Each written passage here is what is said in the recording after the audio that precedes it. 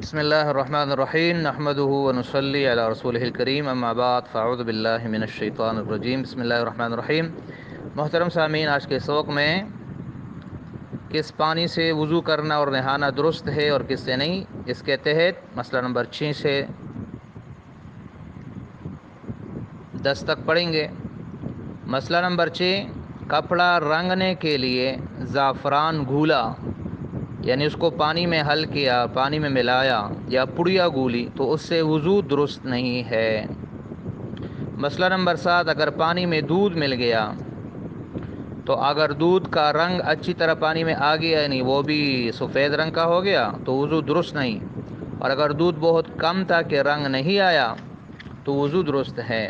مسئلہ نمبر 8، جنگل میں کہیں تھوڑا پانی ملا تو جب تک اس کی نجاست کا یقین نہ ہو جائے، نجاست یعنی ناپاکی کا، تب تک اس سے وضو کرے، فقط اس وہم پر وضو نہ چھوڑے کہ شاید یہ نجس ہو۔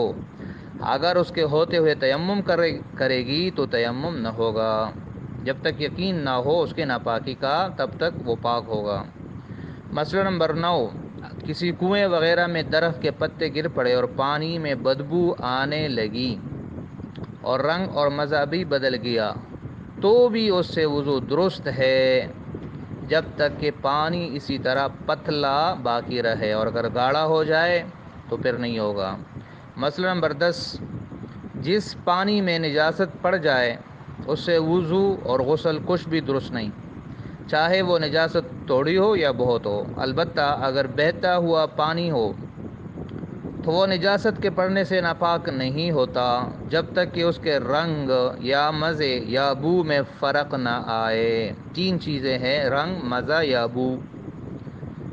جب نجاست کی وجہ سے رنگ یا مزہ بدل گیا یا بو آنے لگی تو بہتا ہوا پانی بھی نجس ہو جائے گا، اس سے وضو درست نہیں ہے۔